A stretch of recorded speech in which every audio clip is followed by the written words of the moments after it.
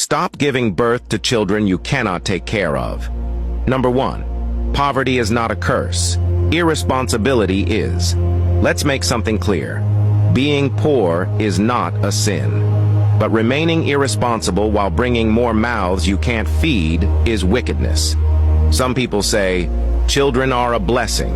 Yes, they are. But blessings must be managed.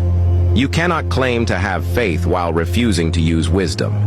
You can't keep giving birth when you can't even provide the basics: food, clothing, education, safety, and love.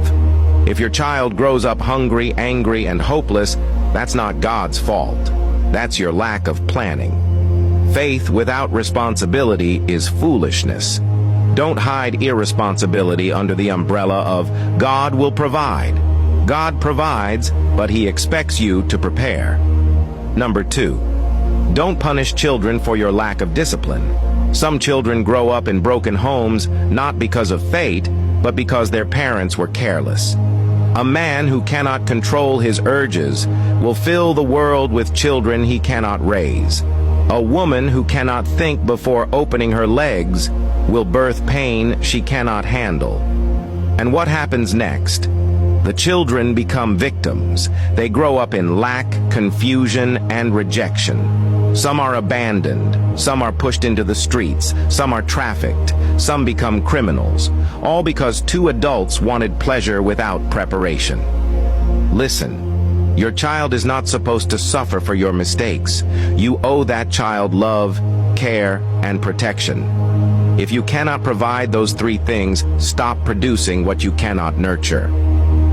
Number 3, it is not about quantity, it is about quality. It's not about how many children you have, it's about how well you can raise them. A man who has 2 well-trained, well-educated, and well-guided children is better than a man who has 10 hungry, broken, and uneducated ones. Some people think having many children is a sign of fruitfulness. Having well-raised, impactful children is the true definition of fruitfulness.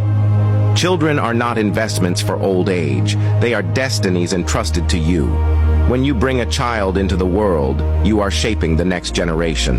So ask yourself, are you building a blessing or producing a burden? Number 4, some people don't need more children. They need more sense. Let's be brutally honest. Some people don't need another child. They need self-control. You see a man who can't feed the 3 he already has, yet he's talking about having 5 more. You see a woman struggling to raise 1 child, yet she's getting pregnant again by a man who doesn't even remember her birthday. This is not love, it's foolishness disguised as faith. This is not fruitfulness, it's recklessness wrapped in ignorance. Until you learn self-discipline, you will keep multiplying pain. You don't prove masculinity by impregnating women. You prove maturity by taking care of what you've produced. A real man is not known by the number of children he makes, but by the quality of lives he raises. Number 5, the pain of neglected children becomes the curse of a generation. The child you neglect today becomes the adult that torments society tomorrow.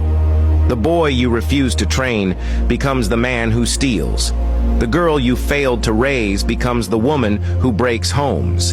The pain you sow in them will one day multiply in the world. If every parent raised their children with love, guidance, and responsibility, the world would be a better place. But when we bring children into brokenness, we are planting seeds of trauma that will grow into chaos. If you cannot give a child a stable home, emotional support, and moral direction, you are not reproducing. You are repeating disaster. Lastly, stop blaming God for what you caused. When children are starving, people say, God will make a way. When a child drops out of school, people say, it's destiny. No, it's not destiny. It's bad decision-making. God gave you a brain so you can plan. God gave you wisdom so you can prepare. God gave you control so you can manage your urges. But you ignored all that, and now you're blaming God for what your carelessness created. Let's stop using spirituality to excuse stupidity.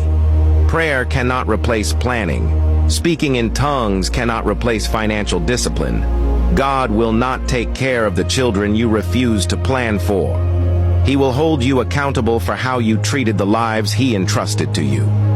If you are not following me, you may not see me again. Like and follow this page for more amazing contents like this.